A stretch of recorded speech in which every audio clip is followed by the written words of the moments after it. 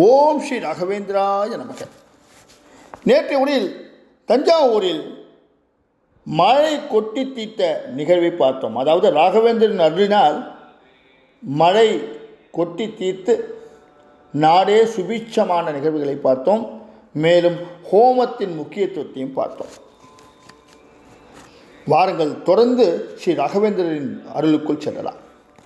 ஸ்ரீ ஸ்ரீ ராகவேந்திர சுவாமிகளின் அனுக்கிரக மகிமையால் சோழமண்டலம் செழித்தோங்கியது. அரசர் மற்றும் மக்களின் வேண்டுகோளுக்கிணங்க சுமார் 12 ஆண்டு காலம் தஞ்சாவூரிலேயே தங்கியிருந்தார் ஸ்ரீ ஸ்ரீ ராகவேந்திரர்.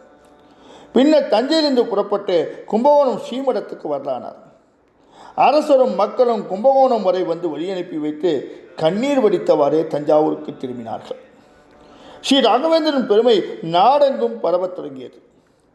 வெளியூரிலிருந்து நாளுக்கு நாள் அதிகமாக கூட்டம் வர ஆரம்பித்தது. ஸ்ரீ ராகவேந்திரிடம் ஆசி பெறுவதற்காக வெகு தூரத்திலிருந்தெல்லாம் கும்பகோணத்திற்கு பக்தர்கள் வந்த வண்ணமாக இருந்தார்கள். எப்போதுமே ஒருவரை பற்றி பல பேர் புகழ்ந்து பேசினால் ஒரு சிலர் அதற்கு மாறாக நினைப்பது பழங்காலத்திலிருந்தே வழக்கத்திலிருந்து வருகின்றது. அதுபோல ஸ்ரீ ராகவேந்திரரை தரிசிப்பதற்காக எண்ணற்றவர்கள் வந்து போக அவரது மகிமைகளில் சந்தேகம் கொண்டவர்களால் அதை பொறுக்க முடியவில்லை. அதுபோன்ற 3 பிராமணர்கள், அவர் மேல் சந்தேகம் கொண்ட 3 பிராமணர்கள் கும்பகோணத்தை நோக்கி வந்து கொண்டிருந்தார்கள்.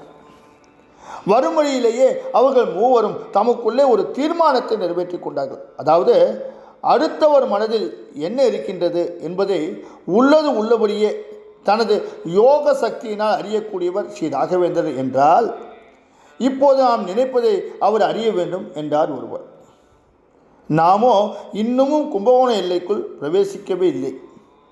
இங்கேயே நாம் மூவரும் ஏதாவது ஒன்றை நினைத்துக் கொள்வோம்.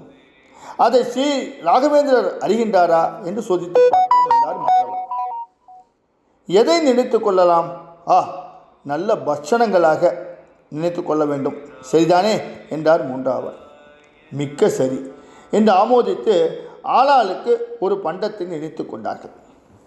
ஸ்ரீ ராகவேந்திரன் உண்மையிலேயே சக்தி வாய்ந்தவர் என்றால் நாம் நினைத்து கொண்டிருக்கும் 3 பட்சணங்களையும் இன்றைய மதிய போஜனத்தின் போது ஸ்ரீமடத்தில் பரிமாறிப்பட வேண்டும் என்று தமக்குள்ளாகவே ஒப்பந்தத்தை நிறைவேற்றி கொண்டு கும்பகோணத்தை அடைந்து ஸ்நானத்திற்காக காவேரிக்கு சென்றார்கள்.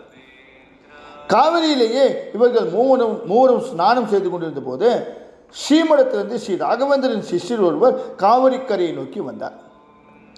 ஸ்ரீ ராகவேந்திரனின் காஷாய வஸ்திரத்தை துவைப்பதற்காக காவிரியில் இறங்கிய சீடர் ஸ்நானம் செய்து கொண்டிருந்த 3 பிராமணர்களை கண்டதும் குளியுங்கள் குளியுங்கள், சீக்கிரமாக குளியுங்கள் என்று சொன்னதும் அவர்கள் மூவரும் சீடரை பார்த்தார்கள்.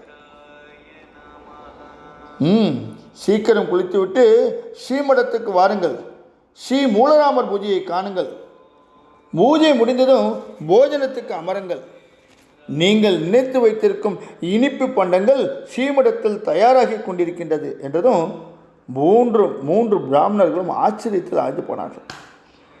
ஊரலியில் நாம் நினைத்தது இவருக்கு எப்படி தெரிந்தது என்று குழம்பியவாறே சீடரை நெருங்கினார்கள். காஷாய வஸ்திரத்தை கல்லில் துவைத்து கொண்டிருந்த சிஷ்யர் இவர்கள் அருகில் வந்ததும் காஷாயத்தை கல்லின் மீது வைத்துவிட்டு நிமிர்ந்தார்.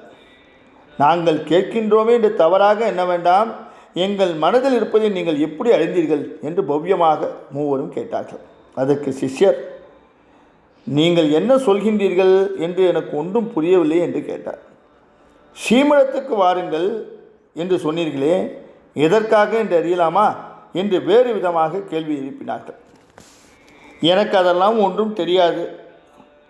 பார்த்தீர்களா, ஸ்ரீமடத்துக்கு சீக்கிரமாக இந்த காஷாய வஸ்திரத்தை துவைத்து எடுத்து செல்ல வேண்டும் என்பதையும் மறந்து உங்களிடம் பேசிக்கொண்டே இருக்கின்றேன் என்றதும் பிராமணர்கள் மூவரும் அங்கிருந்து நகர்ந்து விலங்கி நின்றார்கள். கல்லின் மீது இருந்த காஷாய வஸ்திரத்தை எடுத்து காவிரியில் அலசினார் சிஷ்யர். அலசியதை கையில் எடுத்து புரிந்து கொண்டே, இன்னுமா நீங்கள் ஸ்ரீமடத்துக்கு கிளம்பவில்லை? நீங்கள் விரும்பிய பட்சணங்கள் உங்களுக்காக காத்திருக்கின்றன, சீக்கிரம் வாருங்கள் என்று சொல்லிக்கொண்டே இவர்களின் பதிலுக்கு கூட காத்திராமல் விடுவிடுவென்று காவிரியின் கரையிலிருந்து ஸ்ரீமடத்தை நோக்கி நடந்தார் சிஷ்யர். வியப்பு கடலில் மூழ்கிய பிராமணர்கள் மூவரும் அதிலிருந்து விடுபட முடியாமல் தத்தளித்தார்கள். ஆனால் அவர்கள் மூவருக்கும் ஒன்று மட்டும் திட்டவட்டமாக தெளிவாக புரிந்தது. அதாவது என்ன என்ன புரிந்தது அவர்களுக்கு? நாளைய உரையில் பார்ப்போமா? ஓம் ஸ்ரீ ராகவேந்திராய நமக. ஓம் ஸ்ரீ ராகவேந்திராய நமக. ஓம் ஸ்ரீ ராகவேந்திராய நமக.